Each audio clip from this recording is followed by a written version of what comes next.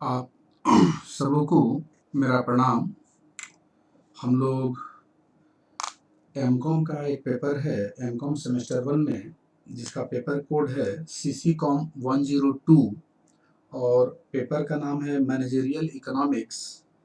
इसके यूनिट 3 में है, जिसका नाम है मार्केट एंड प्राइसिंग। हम लोग इसके पहले इस यूनिट के कई लेक्चर्स को देख चुके हैं।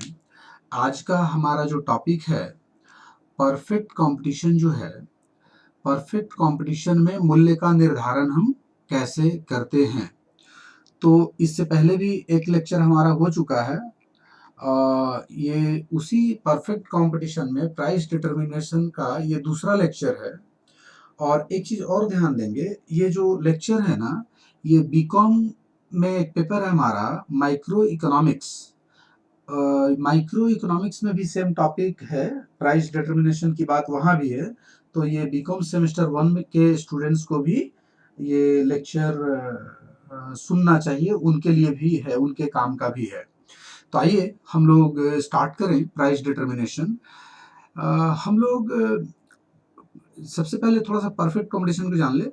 Perfect competition is defined as a market situation. Market का एक सिचुएशन है where there are large number of buyers and sellers of a homogeneous product। ये हम पिछला क्लास में ही बतलाए थे आप लोगों को। मार्केट जो परफेक्ट कंपटीशन है, बाजार का एक सिचुएशन है जहाँ पे large number of buyers and sellers पाए जाते हैं और जो कि एक खास प्रोडक्ट में डील करते हैं।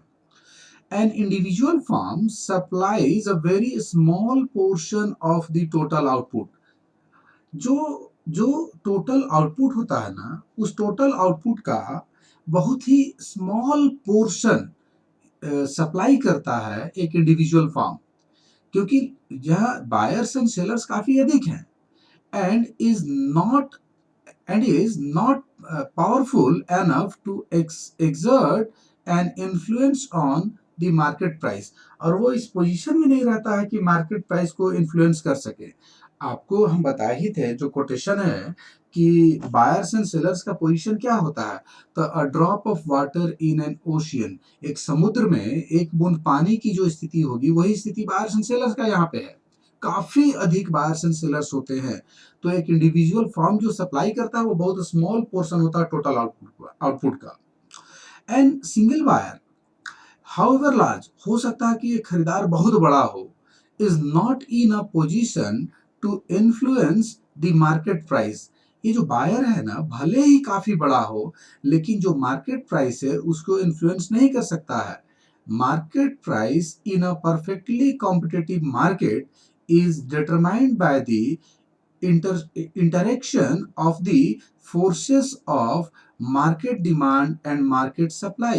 ध्यान देंगे, मार्केट प्राइस जो है परफेक्टली कॉम्पिटिटिव मार्केट में, ये जो किसके इंटरेक्शन से डिसाइड किया जाता है, तो market demand and market supply.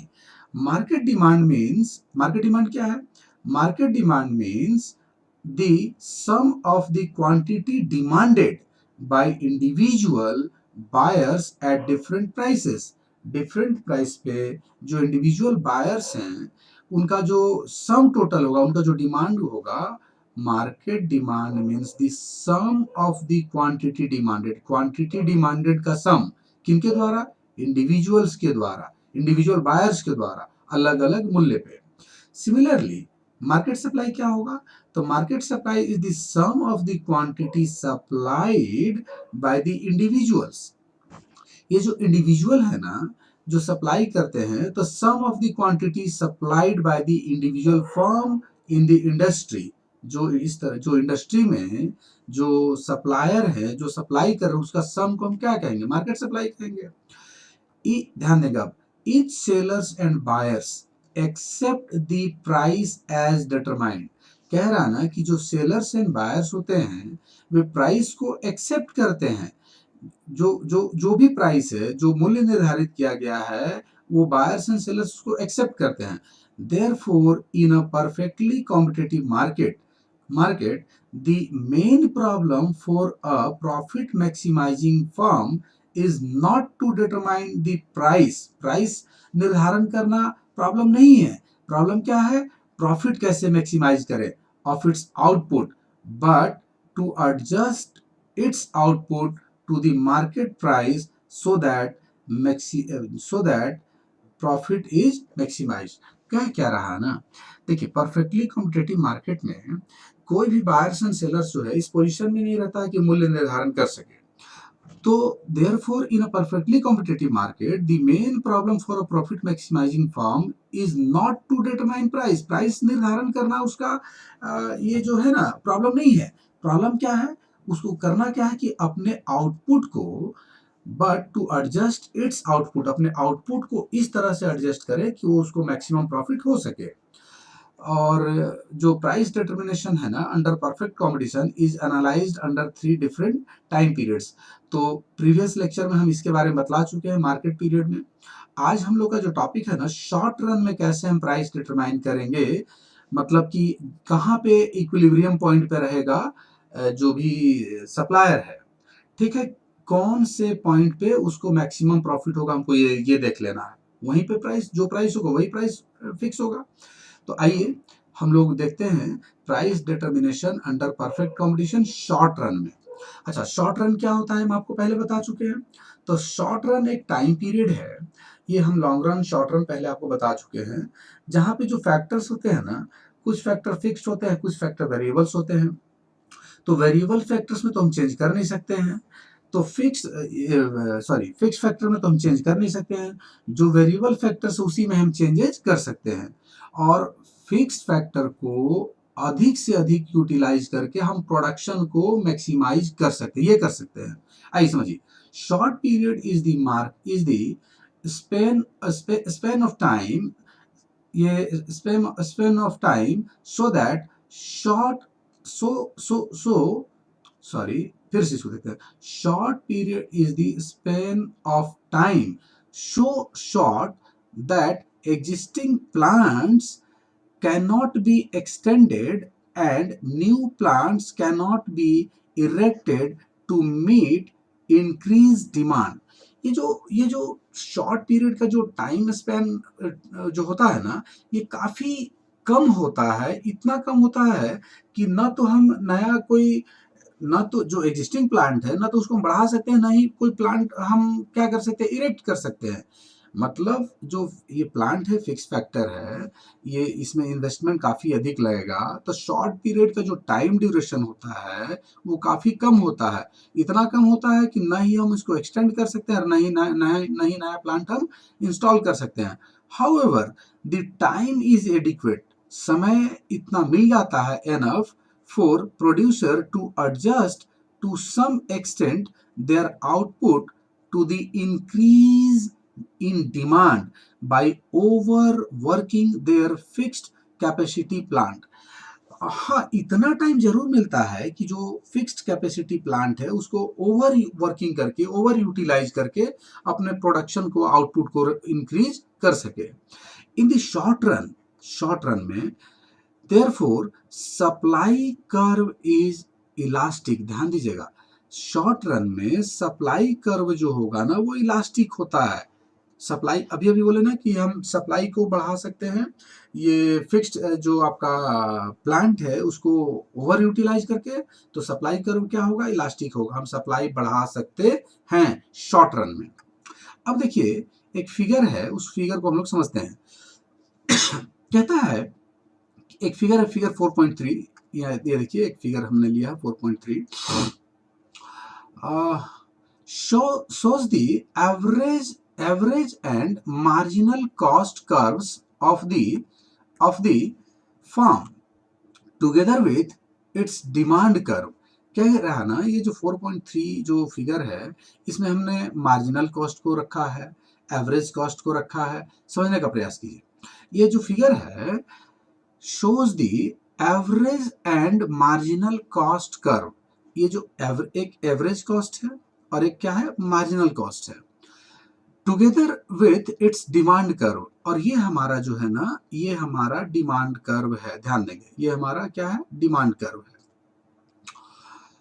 Demand curve, जो डिमांड कर्व है इन अ परफेक्टली कॉम्पिटेटिव मार्केट, जो पूर्ण प्रतियोगिता का जो बाजार होता है, is also the average revenue curve. ध्यान दीजिएगा, यही एवरेज रेवेन्यू कर्व होगा and the marginal revenue of the firm, और यही जो होगा ना मार्जिनल रेवेन्यू होगा। ये जो डिमांड कर्व है यही होगा एवरेज रेवेन्यू कर्व, यही होगा marginal revenue curve. The marginal cost intersects the average cost at its minimum point. अब ध्यान दीजिएगा, ये जो मार्जिनल कॉस्ट कर्व है, ध्यान दीजिए, ये इंटरसेक्ट करता है, ये मार्जिनल कॉस्ट कर्व जो है इंटरसेक्ट करता है, ध्यान देंगे, the marginal cost intersects the average cost at its minimum point. इसको ये कट किया, ध्यान दीजिएगा, एवरेज कॉस्ट जो है ना, ध्यान दीजिए इस पॉइंट पे कट किया है, इस पॉइंट पे। ये जो आपका मार्जिनल कॉस्ट है, ये एवरेज कॉस्ट को ध्यान दीजिए, एवरेज कॉस्ट जो है, एवरेज कॉस्ट का जो मिनिमम पॉइंट है उसको इंटरसेक्ट किया है, इस पॉइंट पे इंटरसेक्ट किया है।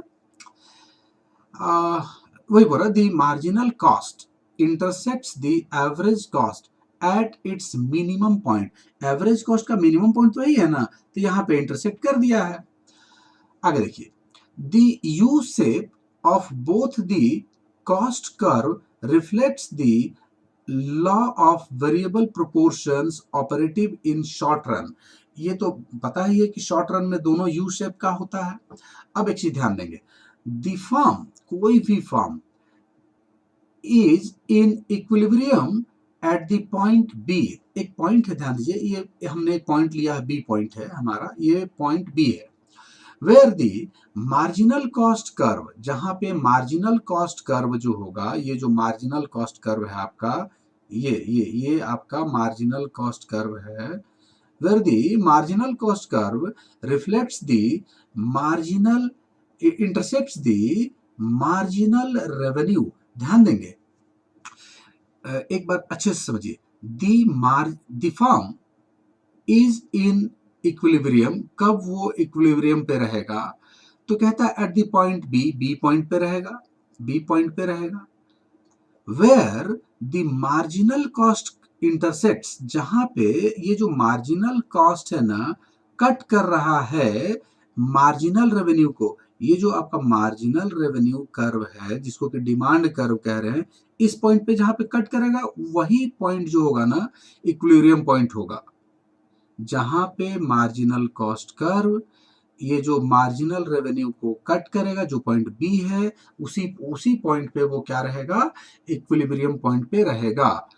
ठीक है, intersects the marginal revenue curve from below. ध्यान दीजिए, नीचे से कट करना चाहिए, ये जो कट किया है ना, ये नीचे से कट करना चाहिए, है ना। कहीं एक ऐसा भी तो हो सकता है, मान लीजिए ये ऐसे आ रहा, तो ये तो अपर से कट कर रहा, ये नीचे से कट करना चाहिए, ऐसे। आगे देखिए, थोड़ा सा इसको और एक्सप्लेन करते हैं।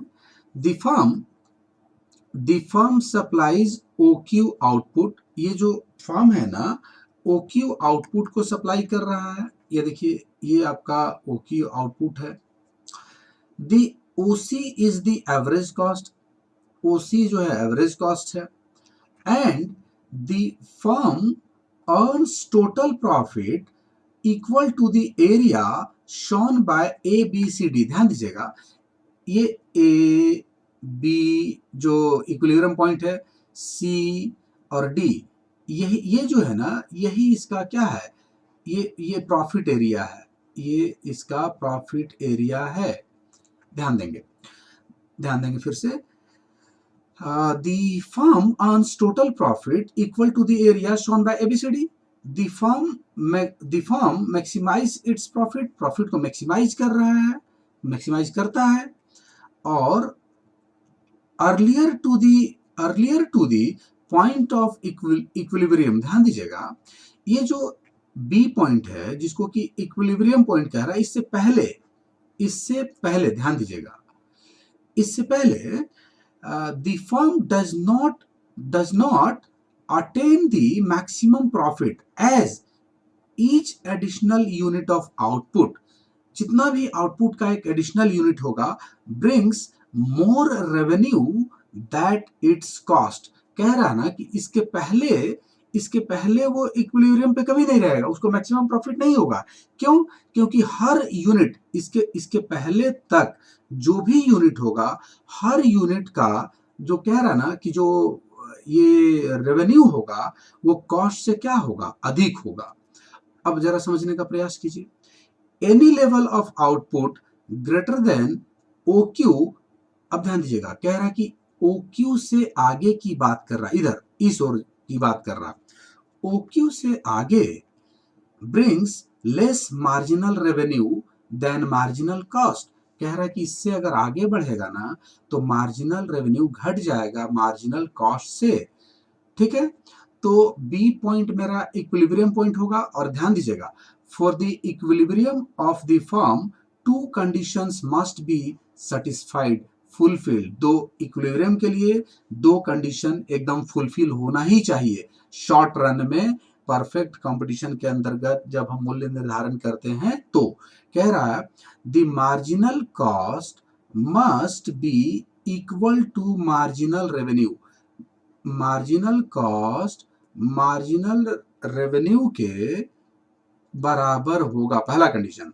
The second and necessary condition for equilibrium requires that the marginal cost curve cuts the marginal revenue curve from below, नीचे से कट करना चाहिए। ये पॉइंट ध्यान दीजिए, ये जो आपका मार्जिनल रेवेन्यू कर्व है, ध्यान दीजिएगा, मार्जिनल रेवेन्यू जो कर्व है, ये मार्जिनल कॉस्ट कर्व ना नीचे से कट करेगा जिस पॉइंट पे, यहां फिर से हम कह रहे हैं कि यहां भी कट कर रहा है एक पॉइंट, देखिए ये भी है, तो ये इक्विलिब्रियम पॉइंट नहीं है, क्योंकि इधर तो बोल रहा था ना कि हर यूनिट जैसे जैसे बढ़ाएगा उसको और प्रॉफिट बढ़ेगा, तो ये नीचे से कट करना चाहिए।